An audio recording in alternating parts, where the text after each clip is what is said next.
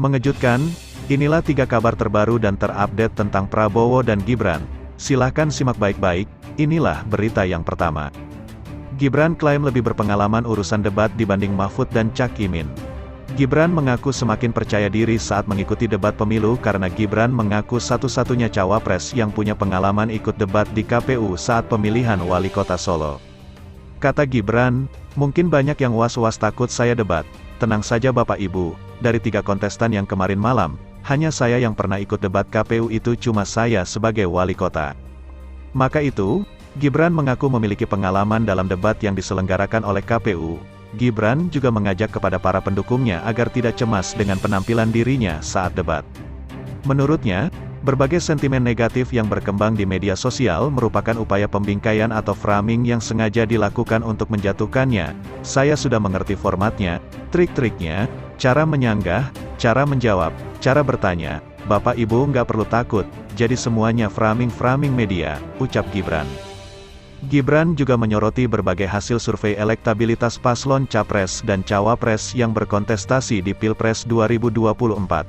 Meskipun beberapa hasil survei menyatakan elektabilitas paslon nomor urut 2 Prabowo Gibran paling tinggi, Gibran menyerukan kepada para pendukungnya untuk tetap kerja keras. Lebih lanjut, Gibran menegaskan dirinya dan Capres nomor urut 2 Prabowo Subianto akan melanjutkan program-program yang saat ini berjalan. Tak hanya itu, ia juga bakal menyempurnakan dan memperkuat berbagai program yang sudah digagas Presiden Joko Widodo. Jokowi, saat ini, yang jelas, saya dan Pak Prabowo akan melanjutkan, akan menyempurnakan program-program yang sudah ada, tidak ada yang dihapus. Semuanya akan kami kuatkan dan kami sempurnakan, terutama untuk masalah pemerataan pembangunan yang tidak lagi Jawa sentris, tuturnya. Itulah berita yang pertama, sekarang Mimin akan bacakan berita yang kedua. Bakal sempurnakan program Jokowi, Gibran tak tahu komitmen kontestan lain. Gibran menyinggung kontestan lain yang belum diketahui komitmennya atas program Jokowi. Kata Gibran, saya tidak tahu komitmen kontestan yang lain seperti apa, tapi yang jelas saya dan Pak Prabowo akan melanjutkan. Selain itu, Gibran mengatakan program yang sudah ada seperti hilirisasi, ekonomi kreatif, UMKM dan pemerataan pembangunan akan disempurnakan jika Prabowo Gibran menang dalam Pilpres, terutama, kata dia, soal pemerataan pembangunan. Tidak ada yang dihapus, semuanya akan kami kuatkan dan akan kami sempurnakan, terutama untuk masalah pemerataan pembangunan, jelas Gibran. Itulah berita yang kedua, sekarang Mimin akan bacakan berita yang ketiga. Berada di barisan Prabowo dan Gibran saat debat Cawapres, Raffi Ahmad sampaikan doa. Presenter sekaligus aktor Raffi Ahmad terlihat berada di barisan paslon Capres-Cawapres nomor urut 2, Prabowo Gibran pada malam debat. Raffi Ahmad diketahui hadir bersamaan dengan politikus Ridwan Kamil yang sudah menyatakan sikapnya mendukung paslon 2.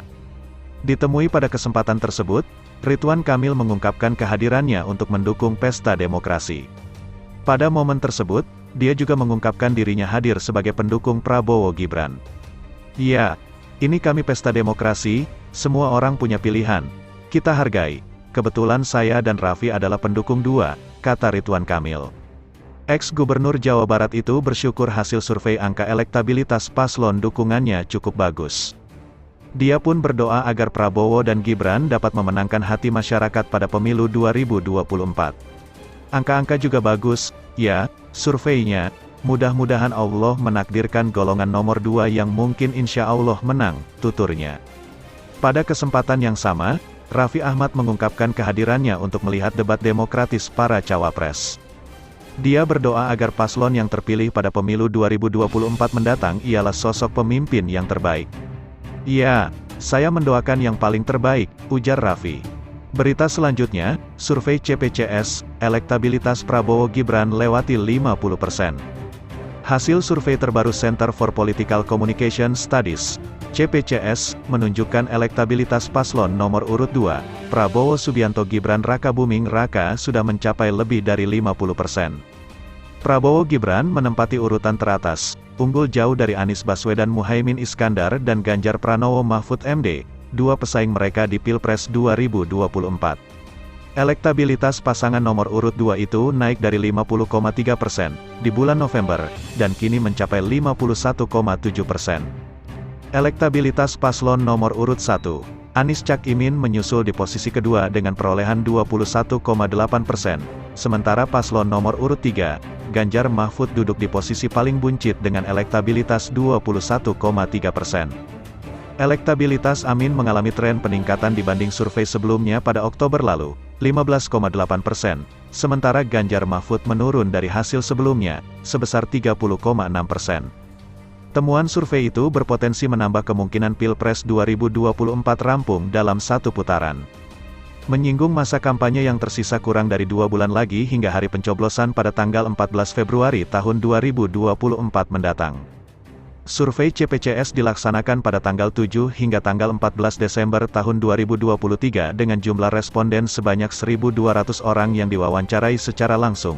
Survei menggunakan metode multistage random sampling dengan tingkat margin of error lebih kurang 2,9% dan tingkat kepercayaan sebesar 95%. Hasil survei lembaga lain, semisal Litbang Kompas terbaru juga menunjukkan urutan elektabilitas yang serupa. Hasil survei itu mencatat elektabilitas Prabowo Gibran sebesar 39,3%, disusul Amin dengan 16,7%, dan Ganjar Mahfud di posisi ketiga dengan 15,3%. Sementara itu hasil yang sedikit berbeda ditunjukkan oleh survei Indikator Politik Indonesia, Amin dan Ganjar Mahfud bertukar posisi. Hasilnya, elektabilitas Prabowo Gibran 45,8%, Ganjar Mahfud 25,6%, dan Amin 22,8%. Berita selanjutnya, TKN sebut Prabowo Gibran optimalkan ekonomi syariah jadi motor baru pertumbuhan ekonomi. Paslon nomor urut 2 Prabowo Subianto Gibran Raka Buming Raka berkomitmen akan mengoptimalkan ekonomi syariah sebagai motor baru pertumbuhan ekonomi di Indonesia. Cawapres nomor urut 2 Gibran Raka Buming Raka menyampaikan tentang pentingnya menyiapkan strategi untuk mengembangkan ekonomi syariah. Di antaranya mengembangkan sumber daya manusia di sektor perbankan syariah, pariwisata halal, hingga industri halal di Indonesia.